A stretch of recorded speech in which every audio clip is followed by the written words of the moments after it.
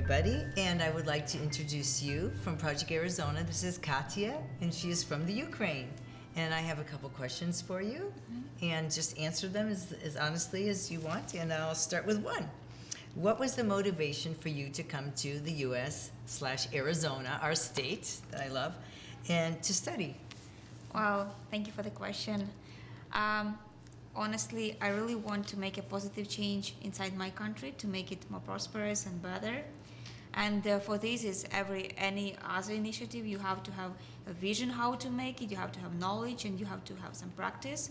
And Project Arizona is an amazing experience where I can find out more about the values on which every reforms can be built on. So the ideas and values of private property and freedom, which I've highly embraced here in Arizona. That's why we are. I'd like to be here. Yes. Oh, that's great. Okay, and then I was going to ask you another one. What is one of the things you love about your country the most? Well, Ukraine, of course. The thing that I love the most about my country is basically also my motivation why I would like to participate in this project. Ukrainians are very talented people who know a lot of information, and they really have immense potential. But sometimes there is not enough opportunities inside the country that they can realize their immense potential. This is the thing that I like the most from them, and I would like to contribute to the realization of their potential. That's great. Okay. And what are the best lessons you've learned while you're here with Project Arizona? I think that Project Arizona was one of the most remarkable experiences from my entire life, for the reason that I understood and I found out the system that can help to create a societal change inside my country. And basically, lots of talks and networking with amazing people, leading policy leaders inside the US helped me to understand how to do it, and I can share this experience. So I think that this is very important to think about societal change inside the country as a three-level mechanism. You have to have some ideas and vision. What do you want to change inside the country? You have to have a team of supporters, people who support your ideas, who would like to back you up. And the third part, you have to do a good outreach with people outside of your community who have to think about your ideas. Here in Arizona, I understood how to work with each of these things, and I think when I come back to Ukraine, I will be working in those directions. That sounds wonderful. And do you feel that you are free, like here in Arizona or US, to express your ideas? Well, I think yes, it's mostly, I'm very free, but what is different between here and the Ukraine, in Arizona I have a team of amazing 7 other students from all over the world. We are like-minded and we support the ideas of liberty, and for me it's really easier to express my ideas and to find support, which is a bit different from Ukraine, where the community of like-minded liberal ideas, people who embrace liberty and freedom, it's still very small and we have to grow them. Oh, that's great. One day I need to visit. Sure. And so I also wanted to ask you, what does being a libertarian actually mean to you personally? Wow, very good question. I think that libertarian is more about when you feel yourself like an adult, not like a child. You are responsible for all your decisions. You can do whatever you want, but you're responsible for all consequences of your decisions.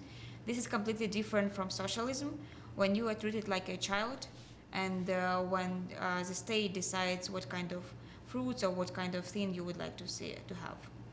Wow, a little bit of controlling factors there. Very controlling. It's okay. And then why do you think that so many American students your age, your group's age, are embracing the idea of socialism?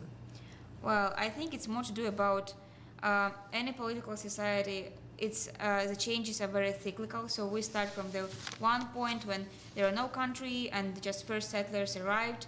They really wanted to be free. They did their best. They sacrificed their lives, their time to build a better future for their children. And then, of course, it's natural that parents want to create and have the best what they want for their children. And sometimes children feel detached from their realities. They do not see other world. They see only always caring parents, and they think that in the future, when they will be older, somebody else should care about them, and it should be a state.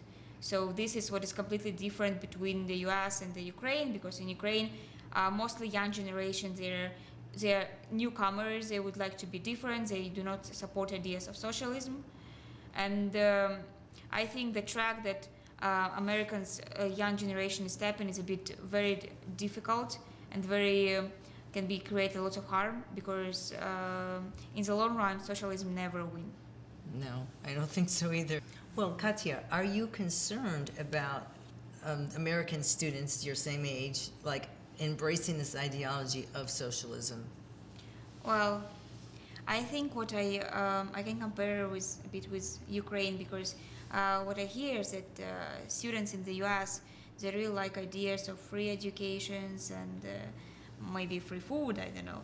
And so we have in Ukraine a free education for everyone, or free healthcare, but it's never free, because you cannot go to the hospital and barely there is no service that you can receive for free. You have to pay, but you pay to the doctor indirectly. So anyway, you have to pay, and the quality of those services is not that good, because there's no motivation in the doctors to treat you well, because they receive they can work 8 hours a day, or they can work 10 hours a day, and they receive the same salary sometimes. So there is no incentive. You go, if I'm in Ukraine and I have some money, I will never go to public hospitals. I will go to a private one, because I'm not sure about the quality of service I will receive. The same about education. So we have two types of universities in Ukraine. We have public and private universities. Ukraine is one of the countries that has the highest level of education. I think 90% of people, they have higher education, and they have, I think, even undergrad degree. That's but very good. that's really high. But Yes. when you think about the market, only 20% of those people, they work with their specialty. So they can be graduated with economic degree, but they will work as a, I don't know, in the shop. So Oh no. it's completely different, because there is no value in education, because everyone wants to receive this education, and the value of education is very low. This is completely different to a private university. We have I think one of the best private universities we have in Ukraine in economics, and they release, I think, maximum 100 students a year, and within 2 weeks all those graduates employed, because the value of the education is very high. So that's good. yeah, this is. But they pay extra for this. Yeah, but they pay extra for this, and Okay. it's like, I think in 1-2 years you will receive everything that will help you to cover the initial tuition for your education. So I think that there is very important, this very dangerous track about free education and free healthcare, because you never know how it will end up, and maybe the consequences will be very, very bad and irreversible.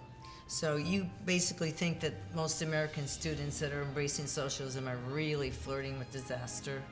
Yeah, because there is sometimes the consequences can be very unexpected, and That's not a good outcome. I don't think it's what Americans are expecting. Yeah. So hopefully you all can spread the word on that. Well, this is Connie Steele from Breaking News, and thank you so much, Katya, from the Ukraine.